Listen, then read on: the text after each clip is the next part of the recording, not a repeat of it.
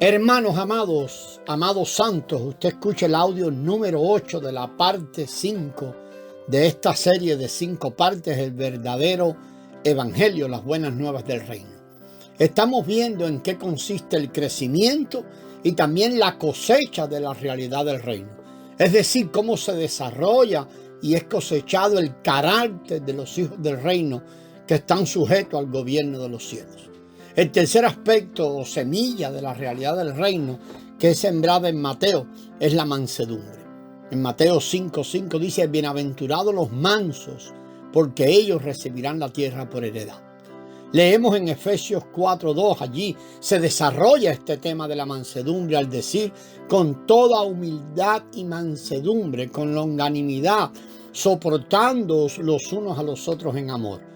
Este versículo no solamente habla de la mansedumbre, sino también de la humildad y la longanimidad, así como de soportarse los unos a los otros en amor. Esto es mucho más que simplemente mansedumbre y denota un rico desarrollo de este tema. Leemos en Tito 3:2, que a nadie difamen, que no sean contenciosos, sino apacibles, mostrando toda mansedumbre para con todos los hombres. Ser apacibles y manifestar mansedumbre para con todos los hombres es el desarrollo de la mansedumbre mencionada en Mateo 5:5. En Santiago 3:13 podemos leer: ¿quién es sabio y entendido entre vosotros? Muestre por la buena conducta sus obras en mansedumbre. Estos versículos muestran cuán rico y pleno es el desarrollo de la semilla de mansedumbre que fue sembrada en Mateo 5. La cuarta semilla es la semilla del hambre y la sed de justicia. Esta se desarrolla bien en 1 de Timoteo 6:11. Allí leemos: mas tú, hombre de Dios, huye de estas cosas y sigue la justicia, la piedad, la fe, el amor, la perseverancia y la mansedumbre. Asimismo es adicionalmente desarrollada en 2 de Timoteo 2:22, donde leemos allí: huye de las pasiones juveniles y sigue la justicia, la fe, el amor y la paz con los que de corazón puro invocan al Señor. El quinto aspecto tiene que ver con el asunto relacionado a mostrarse misericordiosos y es desarrollado en Romanos 12:8, la segunda parte del versículo. Allí leemos: el que hace misericordia con alegría. Este versículo da a entender que incluso mostrar misericordia es un don. Muchos cristianos jamás han reflexionado sobre esto. Según el contexto de Romanos 12, el hecho de mostrar misericordia es considerado como un don al ser enumerado junto con los demás dones, como el de enseñar, presidir, exhortar y profetizar. En este capítulo, incluso el ejercer la hospitalidad es un don. Tanto el hacer misericordia como el ejercer la hospitalidad son dones.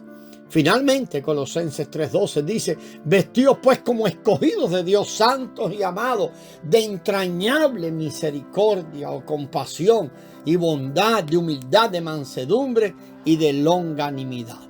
También la semilla de ser puros de corazón, que es el sexto de esos aspectos, es desarrollado en 2 de Timoteo,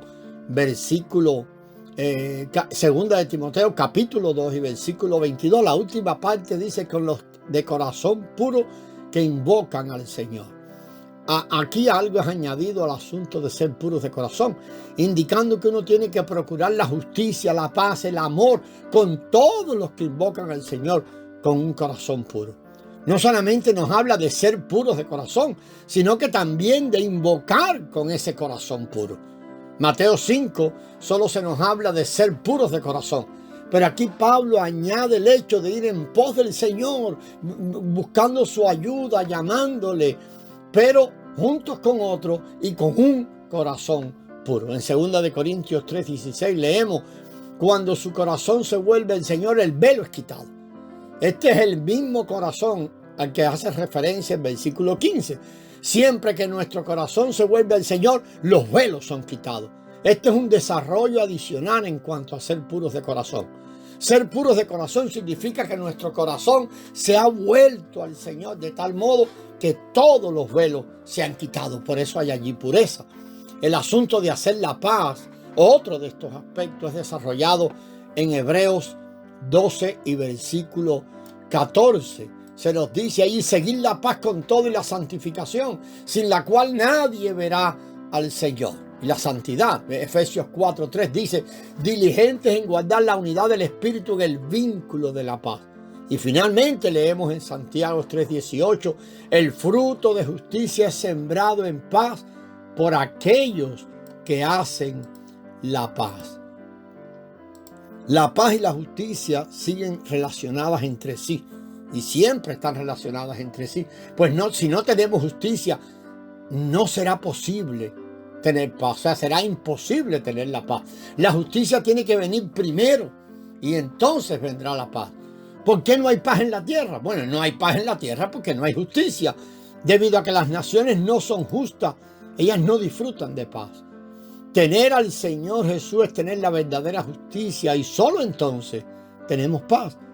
Es por eso que lo primero que tenemos que buscar es la justicia y después vendrá la paz. Hechos 14:22 nos habla y vamos a tocar el aspecto de padecer por causa de la justicia. Y el apóstol Pablo allí habla así, confirmando las almas de los discípulos, exhortándoles a que permaneciesen en la fe y diciéndoles, es necesario que a través de muchas tribulaciones entremos en el reino de Dios. Este versículo nos dice que entramos en el reino de Dios mediante muchas tribulaciones o mucho sufrimiento. Sufrir por causa de la justicia es simplemente sufrir por causa del reino. Pues el reino de Dios es un reino de justicia. Además, en 2 de Timoteo 3:12, dice, en verdad, todos los que quieren vivir piadosamente en Cristo Jesús padecerán persecución. Vivir piadosamente es manifestar la verdadera justicia. Y la verdadera justicia siempre será causa de alguna clase de sufrimiento. La semilla en cuanto a sufrir por Cristo se desarrolla en Hechos 5, los versículos 41 y 42. Allí leemos, ellos salieron de la presencia del Sanedrín regocijándose de haber sido tenidos por dignos de ser ultrajados por causa del nombre, y todos los días en el templo y en las casas no cesaban de enseñar y anunciar el evangelio del Señor Jesús. Aquí los discípulos se regocijaron porque fueron contados dignos de padecer por Cristo. El Señor Jesús les dijo que cuando ellos fueran perseguidos por su causa, debían regocijarse. Ciertamente Pedro y Juan le creyeron al Señor y recordaron lo que Él le había dicho en el monte. Por tanto, ellos se regocijaban a causa de sus padecimientos o sus sufrimientos por Cristo. Pablo, allá en Hechos 20, del 19 y 24, habla de que él sufrió por Cristo, es decir, sirviendo al Señor como esclavo con toda humildad y con lágrimas y pruebas que me han venido por las confabulaciones de los judíos. Y agrega después en el 24, pero de ninguna manera hago caso ni estimo preciosa mi vida para mí mismo, con tal que acabe mi carrera y el ministerio que recibí del Señor Jesús para dar solemnemente testimonio del evangelio de la gracia de Dios. Estos versículos nos dan a entender que Pablo era un hermano dispuesto a sufrirlo todo por causa de Cristo, incluso la pérdida de su propia vida. Con base, hermano, en todos estos versículos podemos ver el desarrollo de la realidad del reino en el audio anterior y en el de hoy. La realidad del reino, cómo se desarrolla esa realidad del reino que fue revelada en Mateo 5. A manera de conclusión sobre este tema, será necesario que leamos esta porción importantísima de 2 de Corintios 6, del 4 al 10. Antes bien, nos recomendamos en todo como ministros de Dios, en mucha perseverancia, en tribulaciones, en necesidades, en angustia, en azote, en cárceles, en tumultos, en trabajo, en vigilia, en ayuno, en pureza, en conocimiento, en longanimidad, en bondad, en un Espíritu Santo, en un amor no fingido, en la palabra de verdad, en el poder de Dios, mediante armas de justicia a diestra y a siniestra, a través de gloria y de deshonra, de mala fama y de buena fama, como engañadores, pero veraces, como desconocidos, pero bien conocidos, como moribundos, mas he aquí que vivimos, mas castigados, mas no muerto, digo, como castigado, mas no muerto, como entristecido, mas siempre gozoso, como pobre, mas enriqueciendo a muchos, como no teniendo nada, mas poseyéndolo todo. En el versículo 6 destacamos aquella frase en un Espíritu Santo, y debe escribirse allí bien con minúscula, porque nuestro espíritu ahora se ha convertido en un Espíritu Santo, porque está lleno del Santo Espíritu. En el idioma original no hay artículo antes de esa expresión. En el próximo audio vamos a referirnos a la influencia que los hijos del reino ejercen sobre el mundo. La gracia del Señor sea con vosotros, amados.